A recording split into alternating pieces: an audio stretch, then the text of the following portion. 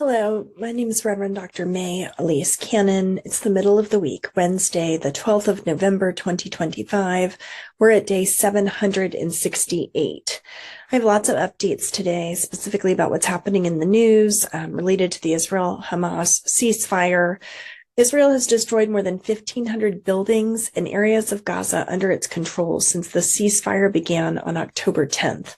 We're talking about 1,500 buildings just in the last month.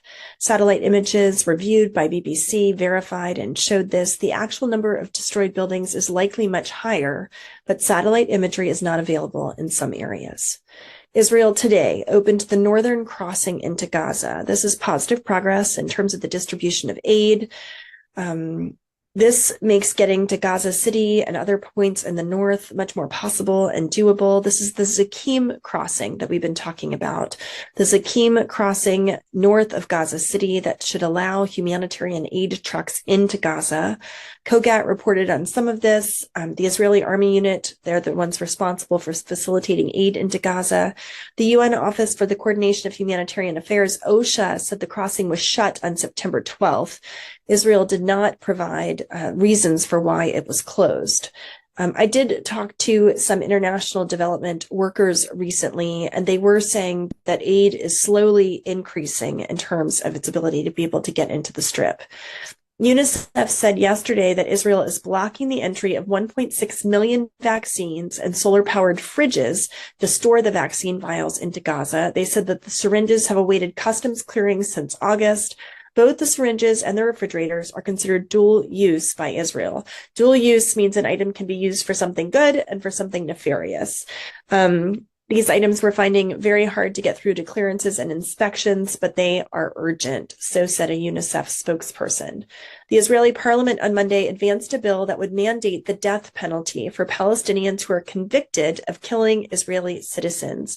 In the first vote, the bill passed with 39 in favor and 16 against out of 120 lawmakers. I just want you to realize how many of the Israeli lawmakers are not voting. Only less than 60 out of 120 lawmakers actually voted. This is the first of a few things that have to pass for it to become Israeli law. Several key political parties boycotted the initial vote. Some updates in terms of the ceasefire. Steve Witkoff and Jared Kushner have been in Israel. They've been meeting with Israelis related to the ceasefire and the second phase of the talks. They also met with Netanyahu regarding transitions to this second phase that includes the International Stabilization Force. I'll talk more about that in a minute. Kushner's negotiating securing safe passage for 200 Hamas fighters who are behind the yellow zone in exchange for their surrendering their weapons. Talks on the International Stabilization Force have reportedly stalled, so said Dropsite News. And internal U.S. documents linked to President Trump's Gaza peace plan that were obtained by Politico have depicted major implementation challenges related to this international stabilization force. This includes uncertainty about whether or not it's even going to be able to be deployed. The compendium of documents was presented last month during a two-day symposium for U.S. Central Command and the Civil Military Coordination Center members. And those documents were leaked. Politico wrote an exclusive about it. And I wanted to talk a little bit more. Trump was promising peace for Gaza, but these private documents are painting a bit of a different picture. They were presented again last month from the Departments of State and Defense, but they raised concern about whether a multinational security initiative meant to keep peace in Gaza might really be able to be deployed. Some Trump officials are very concerned that the Gaza peace deal between Israel and Hamas could break down because of the difficulty in implementing this ISF, International Stabilization Force, as indicated in these private documents. U.S. officials are underscoring the lack of a clear path in order to be able to move forward.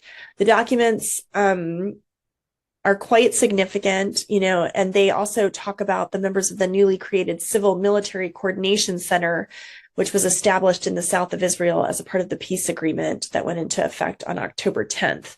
That center, it's called, we've talked about it before, the Civil Military Coordination Center, CMCC, is the U.S. command center that's located in Kiryat Gat. And the CMCC is slowly taking over command from Israel, from COGAT, on the decision-making for humanitarian aid. The Trump administration appointed Steve Fagan, a career Foreign Service officer, and most recently U.S. ambassador to Yemen, as the civilian lead for that center. That's the center that the development aid workers and CEOs I was talking to this week have been starting to attend meetings at. The Guardian issued an exclusive report that revealed 100 Palestinian political prisoners from Gaza have been deprived of all their rights and are facing severe systematic torture. They have not had charges brought against them. They've not had a trial. One of them was found in the 1980s to hold members of Israel's organized crime network, but it was shut down years later because of inhumane conditions. That's one of the locations where some of these prisoners have been held. Minister Ben-Gvir has ordered that prison to be reopened during all that's happened in Gaza. Also, I wanted to let you know about a new report by the Palestinian Center for Human Rights, PCHR. The PCHR has issued an investigation that has reported horrific rape and sexual torture of Palestinian detainees at the hands of Israeli soldiers. So this is the Palestinian Center for Human Rights. It's an NGO that's based in Gaza City. It was founded in 1995 by Palestinian lawyers and human rights activists. One of them is Raji Sohrani, who's one of the most prominent figures and a recipient of several international human rights awards. And they just came out with this report that is so horrific about rape and sexual violence of detainees. In terms of just an international update, Israel and Saudi Arabia are supposed to be restarting those talks and having direct talks about possible normalization. In Israel, I already talked a little bit, but there's a new bill that was passed through the first reading that empowers ministers and executive authorities to shut down foreign media that is deemed to endanger Israel's national security. The Knesset committee also advanced a bill that allows Israeli police to arrest Palestinians without the Attorney General's approval on charges of incitement on social media. 1,400 Palestinians were detained for online activity during the past 2+ years.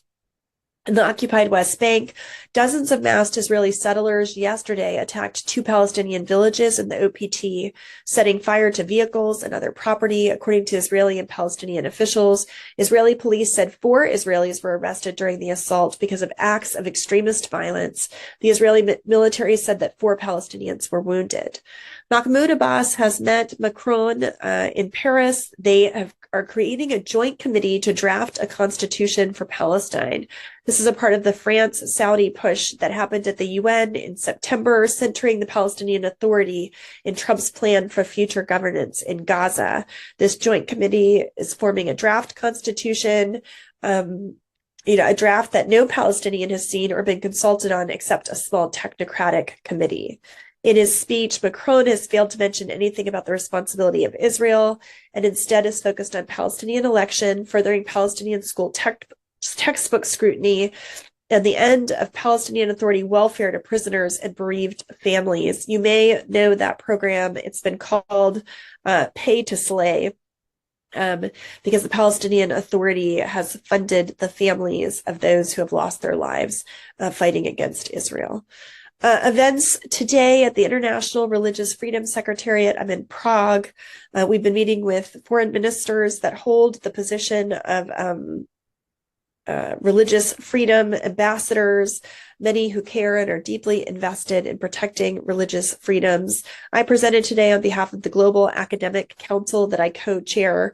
The scope of the Global Academic Council, it has representatives from major universities in most of the major parts of the world, in addition to experts in religious studies, international relations, human rights law, and social sciences.